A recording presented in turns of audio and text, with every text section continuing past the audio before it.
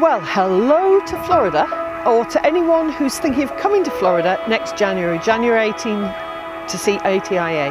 I'm Carol Allen, and because I'm travelling all the way from Newcastle in the UK, and you can see my beaches behind, a bit different from yours, temperature very different, it's 4 degrees, and look, I've got no coat, I am really strong. I'm coming out to talk to you and to join in with the amazing conference that's ATIA, and to talk specifically about children who've got no voice. I'm not an AT expert, I'm not a technical expert. What I am is a teacher. And so the two areas I'll be looking at during the conference are, on my pre-conference seminar day, we'll be looking at the children who have autism, children anywhere on the autistic spectrum, children who either don't have a voice or choose not to use a voice, or children who have to be helped to find their voice and to find a true voice. Come along to that session and we will be doing all kinds of things. It won't be sitting looking at PowerPoint after PowerPoint, I can tell you. Last year's group were up working with hula hoops, working with balloons, working with puppets. We'll be doing all kinds of things, and we'll definitely be eating chocolate. I'll also be talking about dyslexia in the wider sense of print impairment when in one of my seminars during the actual show.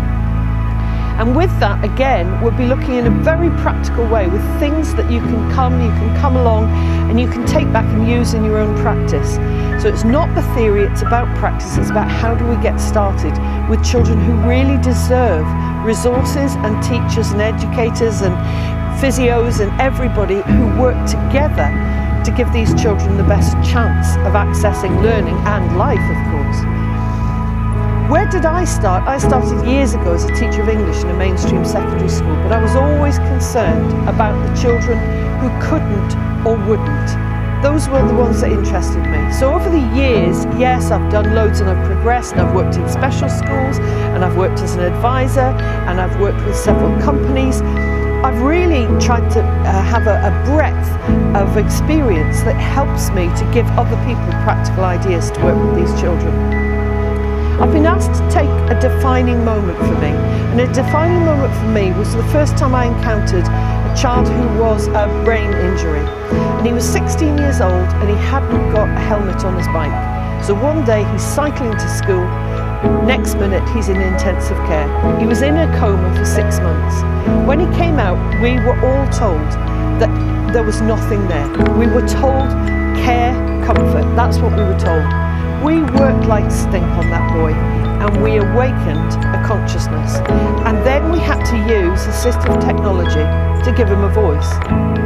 This started really small, just turning off and on a favourite tune or his mother's voice that we'd recorded. But we worked right through until we had a very simple communication aid that he was working with, but he wasn't engaging with it. He wasn't really interested. He would do it if he had to, but he really didn't want to.